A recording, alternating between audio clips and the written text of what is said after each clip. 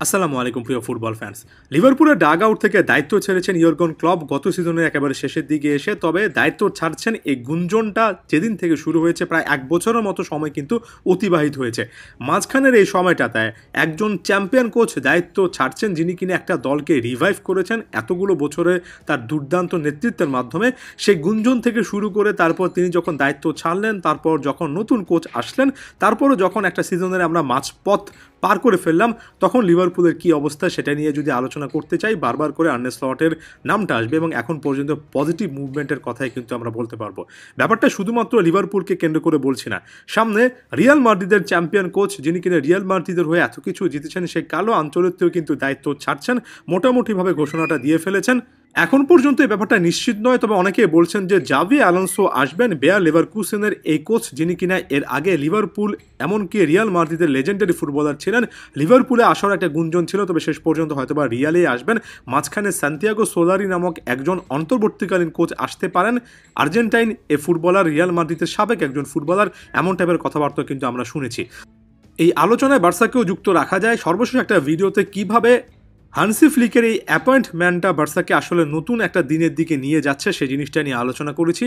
আপনি যদি এখানে আর্নে স্লট, হানসি ফ্লিক, ভবিষ্যতে জাভি অ্যালোনসো এই টাইপের কোচগুলোতে ফোকাস করেন, একটা ব্যাপার এই আলোচনায় একেবারে মুখ্য, সেটা হচ্ছে একটা ক্লাবের আসলে বোঝা কোন মোমেন্টে কোন কোচকে আনা উচিত, এবং একজন লেজেন্ডারি কোচের পরে আরেকজন কোচ আসার পরটা আসলে কীরকম হওয়া উচিত, ওই নতুন কোচে সে কী কী করা উচিত, সেই জিনিসগুলোর ক্ষেত্রে কিভাবে এই কোচরা আসলে ভালো ভূমিকা পালন করছেন এবং এটা একটা ক্লাবের জন্য কতটা গুরুত্বপূর্ণ। স্লটের ব্যাপারে আসি। ক্লিয়ার কাটভাবে লিভারপুল আর্নে স্লটের অধীনে খুব ভালো ফুটবলই খেলছে। আপনি ইপিএলে এই মুহূর্তে ভালো একটা ব্যবধানে, পরিষ্কার ব্যবধানে তাদেরকে নাম্বার 1 পজিশনে পাবেন। আপনি এই মুহূর্তে চ্যাম্পিয়ন্স লিগের 7টা ম্যাচে 7টা জয়ের মাধ্যমে সবচেয়ে ধারাবাহিক একটা দল হিসেবে আর্নে স্লটকে পাবেন। তবে যে জিনিসটা স্লট সবচেয়ে বেশি করে ভালো করেছেন, হ্যাঁ বেশ কয়েকটা জায়গাতে হয়তো বা কনসার্ন ছিল, তবে ভালো যে জিনিসটা করেছেন সেটা হচ্ছে মোর পজিশন বেসড একটা গেম, ইন্টেলিজেন্ট স্টাইল অফ প্লেয়ের পাশাপাশি তিনি প্লেয়ার ডেভেলপমেন্ট নিয়ে কাজ করেছেন, যার মাধ্যমে তার অধীনে কার্টিস জোন্স নামক এই প্লেয়ারটা অনেক ভালো করছেন। রায়ান গ্রাভেনবার্চ তো মিডফিল্ডে নিজেকে রিভাইভ করেছেন। কোডি গ্যাকপো কিংবা ইব্রাহিমা কোনাটে ফরওয়ার্ড বা ডিফেন্সের এই প্লেয়াররাও কিন্তু ইমপ্রুভ করেছেন এবং একেবারে সিগনিফিকেন্টলি সেই ইমপ্রুভমেন্টটা দেখা যাচ্ছে। অর্থাৎ লিভারপুলের এর আগে যে দলটা ছিল সেখানে সিনিয়র প্লেয়ারদের পারফরমেন্সটা নিয়ে কোনো সন্দেহের জায়গা নেই। বেশ কয়েকজন প্লেয়ার যেখানে 50-50 স্টেজে ছিলেন, তাদের পারফরমেন্সটা যথেষ্ট ভালো করিয়ে আর্নে স্লট এখানে একটা পজিটিভিটি ক্রিয়েট করেছেন, যেটা মাঠের ফুটবলে অনুদিত হচ্ছে। তবে আমি আরও একবার বলবো, সিনিয়র প্লেয়ারদের চুক্তি নবায়ন কিংবা কিছু কিছু জায়গা থেকে স্কোয়াড খুব একটা বেশি রোটেট না করানোটা সামনে হয়তো বা স্লটের জন্য একটা চিন্তার কারণ হতে পারে। তবে এখন পর্যন্ত অল পজিটিভ একটা অ্যাটমসফিয়ার দেখতে পাচ্ছি।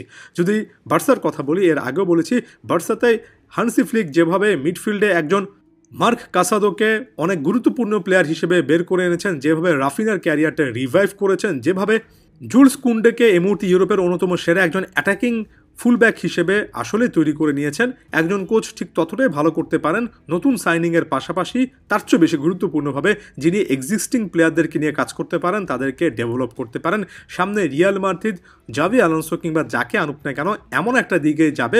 অবশ্যই ট্রান্সফার মুভমেন্ট থাকবে, মোটিভ থাকবে, তবে একই সঙ্গে যে নতুন কোচ আসবেন তিনি ওই দলের প্লেয়ারদের ওভারঅল অবস্থা বুঝে যে সকল প্লেয়াররা এখনও ক্লিয়ার কাট পারফর্ম করতে পারছেন না, তাদের মান উন্নয়নের জন্য কাজ করবেন। এই ব্যাপারটা করলে সত্যি করতে সব কিছু অনেকটুকু ইজি হয়ে যায়। তাই এই আলোচনাতে মোটামুটি এই জিনিসটাই বোঝাতে চাইলাম যে কোনো একটা দল যখন একটা ট্রানজিশনের মধ্য দিয়ে যায়, একটা পালা বদলের মধ্য দিয়ে যায়, তখন ট্রান্সফার মার্কেটে বিনিয়োগটা একটা ভাইটাল ফ্যাক্টর হয়। তবে কখনোই ভুলে যাবেন না, নতুন কোচ হিসেবে যিনি আসছেন তিনি বর্তমান দলের এক্সিস্টিং এই প্লেয়ারদেরকে নিয়ে আসলে কী কাজ করছেন সেটা হয়তোবা কিছু কিছু ক্ষেত্রে তার চেয়ে অনেক বেশি করে ম্যাটার করে এবং একটা দলকে শেষ পর্যন্ত ভালো একটা শেপে নিয়ে যায়। এ ব্যাপারে আপনি কি ভাবছেন অবশ্যই জানাবেন।